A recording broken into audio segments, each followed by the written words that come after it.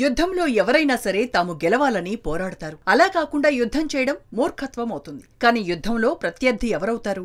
ఎవరైతే తమపై గెలుస్తారో వారు మాత్రమే ప్రత్యర్థి అవుతారు. కానీ ఇక్కడ మాత్రం ప్రత్యర్థి గెలిచినా పర్లేదు, మన పక్కనే ఉంటూ మనల్ని దెబ్బ కొడుతున్న వారిని ఓడించాలని చూస్తోంది హస్తం పార్టీ. తనకు మాలిన ధర్మం వద్దంటోంది.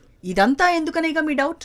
అవును, మీరు ఆలోచిస్తున్నది నిజమే. ఢిల్లీ అసెంబ్లీ ఎన్నికల్లో గెలవలేమని కాంగ్రెస్ పార్టీకి క్రిస్టల్ క్లియర్ గా తెలుసు. కానీ ఇక్కడ ఆప్ పార్టీని గెలవకుండా చేయాలని ఆ పార్టీ భావిస్తోంది. అయితే ఇండియా కూటమిలో ఆప్ పార్టీతో కలిసి కాంగ్రెస్ మిత్రపక్షంగా ఉంది.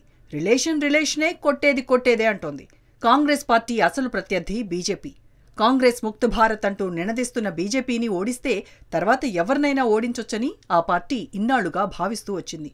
కానీ రోజులెప్పుడు ఒకలా ఉండవు. అసలైన ప్రత్యర్థిని ఓడించాలంటే ముందుగా తమను దెబ్బకొట్టి తమను నిర్వీర్యం చేస్తోన్న ఆప్ పార్టీని దెబ్బతీయాల్సిందేనని హస్తం పార్టీ భావిస్తోంది. అందుకే ఢిల్లీ అసెంబ్లీ ఎన్నికల్లో ఆప్ ఓడిపోవాలని కాంగ్రెస్ పార్టీ కోరుకుంటోంది. కేజ్రీవాల్ చెప్పిందొకటి చేస్తోంది మరొకటన్న భావనతో ఉన్న హస్తం పార్టీ ఇప్పుడు ఢిల్లీని తమకు మరో ప్రయోగ కేంద్రంగా మార్చుకోవాలని చూస్తోంది.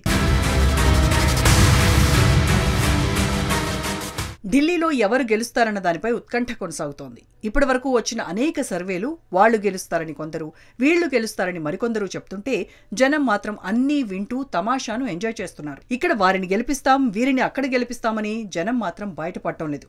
ఢిల్లీ ఒక విలక్షణ ప్రాంతం. ఆప్ పాలించిన 10 ఏళ్లకు పూర్వం ఢిల్లీలో కాంగ్రెస్ పార్టీ సుదీర్ఘకాలం అధికారంలో ఉంది. ఆ తర్వాత కాంగ్రెస్ ఆప్ పొత్తుతో కొంతకాలం పాలన సాగినా అది 3 నాళ్ల ముచ్చటగానే మిగిలింది. ఆ తర్వాత కాంగ్రెస్, బీజేపీ పార్టీలను చిత్తు చేసి ఢిల్లీ కోటపై చీపురు పార్టీ అద్భుత విజయాలను నమోదు చేస్తూ వచ్చింది. దేశంలో పూర్తిస్థాయి మెజారిటీతో అధికారంలో ఉన్నప్పుడు కూడా బీజేపీ ఢిల్లీ పీఠాన్ని గెలవలేదు. ఘోరాతి ఘోరంగా అసెంబ్లీ ఎన్నికల్లో 2 పార్టీలు ఢిల్లీలో ఓడిపోయాయి. ఇది గతమైతే వర్తమానం మరోలా ఉంది. గత పార్లమెంట్ ఎన్నికల్లో కాంగ్రెస్, ఆప్ కలిసి పోటీ చేసినా బీజేపీని నిలువరించలేకపోయాయి. కానీ లోక్సభ ఎన్నికలు వేరు, అసెంబ్లీ ఎన్నికలు వేరు. లోక్సభ ఎన్నికల సమయంలో ఇక్కడ ప్రజలు బీజేపీని గెలిపిస్తారని అనేకసార్లు రుజువైంది. కానీ అసెంబ్లీ ఎన్నికల్లో మాత్రం తమకు పథకాలు, ఉచితాలు అందించే ప్రభుత్వం గెలవాలని చూస్తున్నారన్న థియరీతో ఉన్నారని కూడా అర్థమవుతోంది. అయితే ఈసారి ఢిల్లీ అసెంబ్లీ ఎన్నికలు యూపీలో కుంభమేళా జరుగుతున్న తరుణంలో జరుగుతున్నాయి. కుంభమేళాకు కోట్లాది మంది భక్తులు పోటెత్తుతున్నారు. హిందూ జాతర అక్కడ ప్రజల్లో చైతన్యం పెంచుతోంది. అయితే కుంభమేళాలో తొక్కిసలాట విషయంలో కనీసం ఎంతమంది చనిపోయారు, అసలేం జరిగిందన్న విషయాలు సరిగా బయటకు రాలేదన్న ఫీలింగ్ కూడా హిందువుల్లో ఉంది. చాలా మంది తప్పిపోయారని కూడా చెప్తున్నారు. వారి ఆచూకీ ఇప్పటికీ ప్రశ్నార్థకమే. కానీ సనాతనవాదులు వాటిని వేటిని పట్టించుకోరు. బీజేపీ ఉండటం వల్ల ఈ రోజు కుంభమేళాకు అంతటి గుర్తింపు వచ్చిందన్న విశ్వాసం వారిలో మెండుగా ఉంది. ఢిల్లీ అసెంబ్లీ పోలింగ్ జరిగే సమయంలో ప్రధాని మోడీ కుంభస్నానం చేస్తారట. ఇక రోజంతా ఆ వార్తను ఛానల్స్ ఒక రేంజ్లో కవర్ చేయడం ఖాయం. జనం ఇంకే ఉంది, మోడీ లేకుంటే ఇక అంతే అనుకునే అవకాశం కూడా ఉంది. గంగలో మోడీ కేజ్రీవాల్ను ముంచేసి ఢిల్లీని ఎగరేసుకుపోతారో లేదో చూడాలి. ఇప్పుడు ఢిల్లీ అసెంబ్లీ ఎన్నికల్లో బ్రాహ్మణులు కీలక భూమిక పోషిస్తారనిపిస్తోంది. ముఖ్యంగా ఎగువ మధ్యతరగతి ప్రజలు, పథకాలు రాని వారందరూ కూడా బీజేపీకి గంపగుత్తగా ఓటేయడం ఖాయం. కానీ మధ్యతరగతి ఓటరు, దిగువ మధ్యతరగతి వర్గాలు ప్రభుత్వం ఇచ్చే పథకాలే ఆలంబనగా జీవిస్తున్నారు. వారందరూ ఇప్పుడు ఎటువైపు ఓటేస్తారన్నది చెప్పలేం.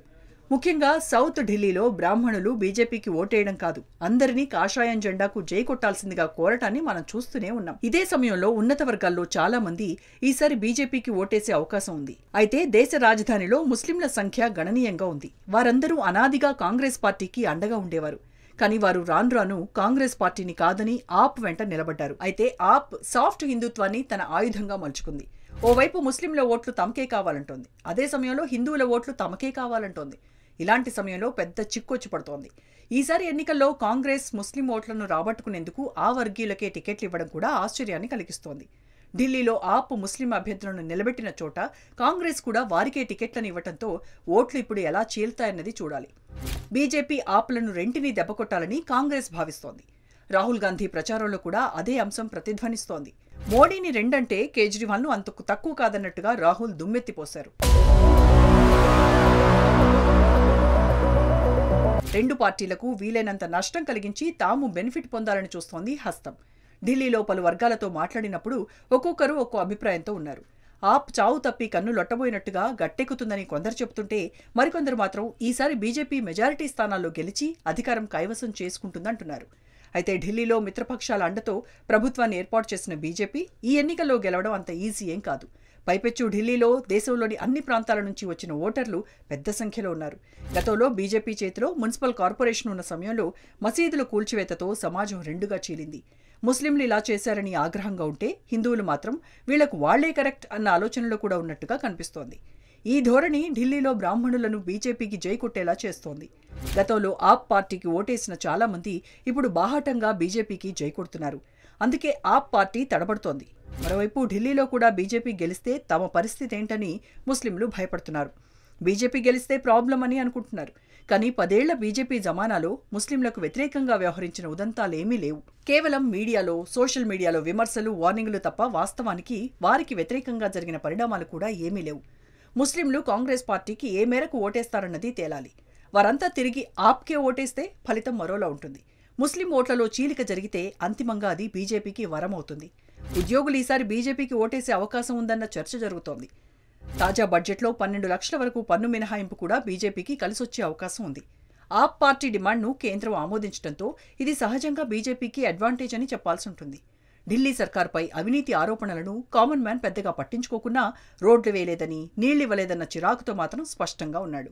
అదే సమయంలో ఉద్యోగులు ప్రభుత్వంపై ఆధారపడకపోవడాన్ని చూడాలి. ఇక్కడ గెలుపోటములను ప్రభావితం చేసే మ్యాథమెటిక్స్పై కేజ్రీవాల్కు సంపూర్ణంగా క్లారిటీ ఉందనుకోవాలి. అందుకే ఉచిత హామీలనిచ్చేందుకు ఆయన దక్షిణాది పార్టీలను మించిపోయారనిపిస్తోంది. ఢిల్లీలో ఓటర్లు కుల ప్రయోజనాలు, మత ప్రయోజనాలు, వర్గ ప్రయోజనాలే ముఖ్యంగా పట్టించుకుంటున్నారన్న భావన ఉంది. ముస్లింలను వ్యతిరేకించే ప్రభుత్వ ఉద్యోగులు కూడా ఈసారి ఓటింగ్పై ప్రభావం చూపించే అవకాశం ఉంది. ముస్లింలు ఏ విధంగా మిగతా సమాజంలో కలుస్తారన్నదే ఇక్కడ అసలైన ట్విస్ట్. బాగా చదువుకున్నవారు, సంపాదించేవారు, ప్రభుత్వ పథకాల లబ్ధిదారులు మొత్తం గేమ్ను శాసిస్తారు. ఏపీ సీఎం మిత్రుడిగా కేజ్రీవాల్కు గతంలో పేరుంది. ఆయన గతంలో టీడీపీకి ఎన్నికల ప్రచారం చేశారు. కానీ మారిన సమీకరణలతో చంద్రబాబు ఢిల్లీ వెళ్లి ఆప్కు వ్యతిరేకంగా ప్రచారం చేస్తున్నారు. ఢిల్లీలో తెలుగు ఓటర్లు సుమారుగా 2,75,000. చంద్రబాబు ఎన్డీఏలో ఉండటం వల్ల వారందరూ బీజేపీకి ఓటేస్తారని ఆంధ్రభవన్ వద్ద గుసగుసలు వినిపిస్తున్నాయి. కలిసొచ్చే కాలంలో అన్నీ అలాగే వినిపిస్తాయి అనడంలో అతిశయోక్తి ఎంత మాత్రం లేదు. అందుకే చంద్రబాబు, కేంద్ర మంత్రి రామ్మోహన్ నాయుడు ప్రచారాన్ని ఉధృతం చేశారు. ఢిల్లీ అసెంబ్లీ ఎన్నికల్లో ముస్లిం ఓటర్లు 45 నియోజకవర్గాలపై ప్రభావం చూపుతారు. ఢిల్లీలో 1,55,00,000 మంది ఓటర్లు ఉన్నారు. వారిలో ఎంతమంది ముస్లింలు ఉన్నారనే దానిపై ఖచ్చితమైన సంఖ్య లేదు. 2011 జనాభా లెక్కల ప్రకారం ఢిల్లీ జనాభాలో ముస్లింలు దాదాపు 15% ఉన్నారంటారు. ఢిల్లీ ఎన్నికల్లో ముస్లిం ఓట్లు కీలక అంశం. సెంట్రల్ ఢిల్లీలోని మతియామహల్, బల్లిమారన్, ఆగ్నేయ ఢిల్లీలోని ఓఖ్లా, ఈశాన్య ఢిల్లీలోని సీలంపూర్, ముస్తాఫాబాద్ సహా 5 స్థానాల్లో ఆప్ ముస్లిం అభ్యర్థులను నిలిపింది. 2020 ఎన్నికల్లో కూడా ముస్లింలు అధికంగా ఉన్న ఈ 5 నియోజకవర్గాల్లో ముస్లింలనే నిలబెట్టింది. వారంతా భారీ మెజారిటీతో తమ స్థానాలను గెలుచుకున్నారు. దళితులు, జుగ్గీ జోప్డీ, మురికివాడల నివాసితులతో పాటు ఢిల్లీలోని 1,50,00,000 మంది ఓటర్లలో దాదాపు 13% ముస్లింలు 2015, 2020 అసెంబ్లీ ఎన్నికల్లో ఆ పార్టీ విజయం సాధించడంలో కీలక పాత్ర పోషించారు. మొత్తం 70 సీట్లలో వరుసగా 67, 62 సీట్లను ఆప్ గెలిచింది. 2015 ఎన్నికలకు ముందు 1998, 2013లో వరుసగా 3 టర్మ్లు షీలా దీక్షిత్ నాయకత్వంలో కాంగ్రెస్ విజయానికి ముస్లిం ఓటర్లు వన్ సైడ్గా ఉండటమే కారణమని చెప్పాలి. 2020 ఢిల్లీ ఎన్నికల్లో మొత్తం 16 మంది ముస్లిం అభ్యర్థులు పోటీ చేయగా ఈసారి ఆ సంఖ్య రెట్టింపైంది. 32 మందికి పార్టీలు టికెట్లిచ్చాయి. వివిధ చిన్న పార్టీలు కూడా అనేక మంది ముస్లిం అభ్యర్థులను రంగంలోకి దించాయి. 2020లో బీఎస్పీ 3 స్థానాల్లో ముస్లిం అభ్యర్థులను నిలబెట్టింది. ఎన్సీపీ, ఆర్జేడీ, శివసేన ఒక్కో స్థానంలో ముస్లింలను పోటీకి నిలబెట్టాయి. ఈశాన్య ఢిల్లీలోని బాబర్పూర్, ఆగ్నేయ ఢిల్లీలోని జంగ్పురాతో సహా 7 స్థానాల్లో ముస్లిం అభ్యర్థులను నిలబెట్టింది. ఆప్ 5 ముస్లిం అభ్యర్థులలో 3 కొత్త ముఖాలు మాతియామహల్, సీలంపూర్, ముస్తాఫాబాద్ నియోజకవర్గాల నుంచి పోటీలో నిలిపింది. ఫిబ్రవరి 2020లో జరిగిన అల్లర్లలో కనీసం 53 మంది మరణించిన ఈశాన్య ఢిల్లీలో ముస్తాఫాబాద్ అత్యంత కీలకమైనది. ఆప్ 3 ముస్లిం ఎమ్మెల్యేలకు ఈసారి టికెట్ నిరాకరించింది. ఇందుకు కారణం ప్రభుత్వ వ్యతిరేకతను తగ్గించుకోవాలన్న ఆలోచనే.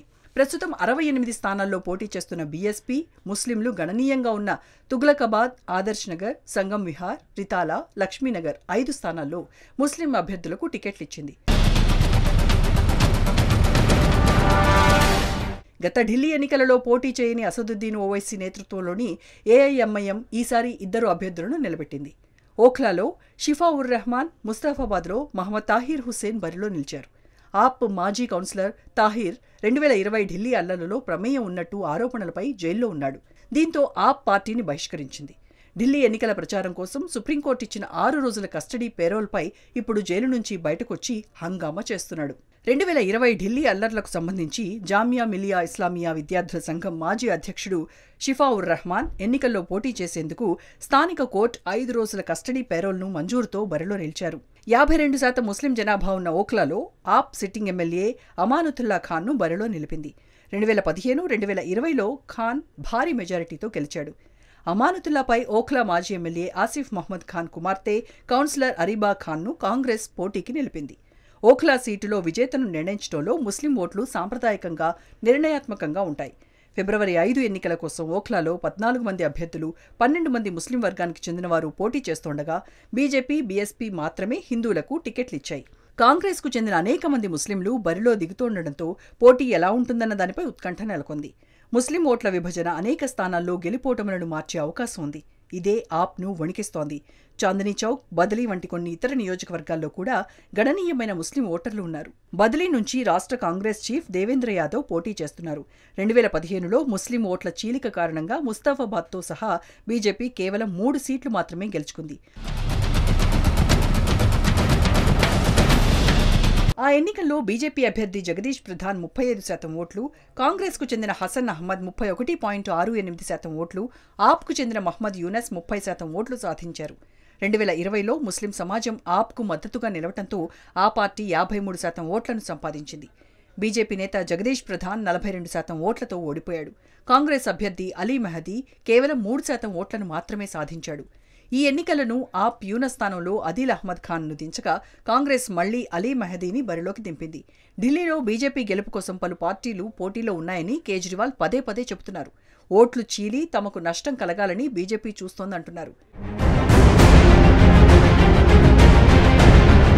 నగీనా ఎంపీ చంద్రశేఖర్ ఆజాద్ నేతృత్వంలోని ఆజాద్ సమాజ్ పార్టీ 4 స్థానాల్లో ముస్లింలను 14 మంది అభ్యర్థులను నిలబెట్టడంతో అక్కడ కూడా ఓట్లు చీలే అవకాశం ఉంది. దీంతో సమాజ్వాదీ పార్టీ అధ్యక్షుడు అఖిలేష్ యాదవ్ను దేశ రాజధానిలోని కొన్ని ప్రాంతాల్లో కేజ్రీవాల్ ప్రచారం చేయించారు. బీజేపీ ఒక్కచోట కూడా ముస్లిం అభ్యర్థులను నిలబెట్టనప్పటికీ పార్టీ ఢిల్లీ యూనిట్ మైనారిటీ మోర్చా నాయకులు, ఇతర రాష్ట్ర పార్టీ యూనిట్ల మైనారిటీ విభాగాలకు చెందినవారు పెద్ద ఎత్తున ప్రచారం చేస్తున్నారు. ముఖ్యంగా ఓఖ్లా, ముస్తఫాబాద్, సీలంపూర్లోని ముస్లిం గృహాల్లోని మహిళా సభ్యులకు బీజేపీ నేతలు చేరువయ్యే ప్రయత్నం చేస్తున్నారు. అజిత్ పవార్ నేతృత్వంలోని ఎన్సీపీ సైతం 23 మంది అభ్యర్థులను బరిలో దించింది.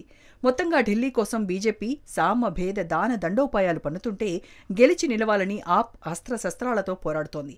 కాంగ్రెస్ కొన్ని సీట్లు గెలిచి ఢిల్లీలో కింగ్ మేకర్ కావాలని తహతహలాడుతోంది. అంతిమంగా బీజేపీ ఓడాలి.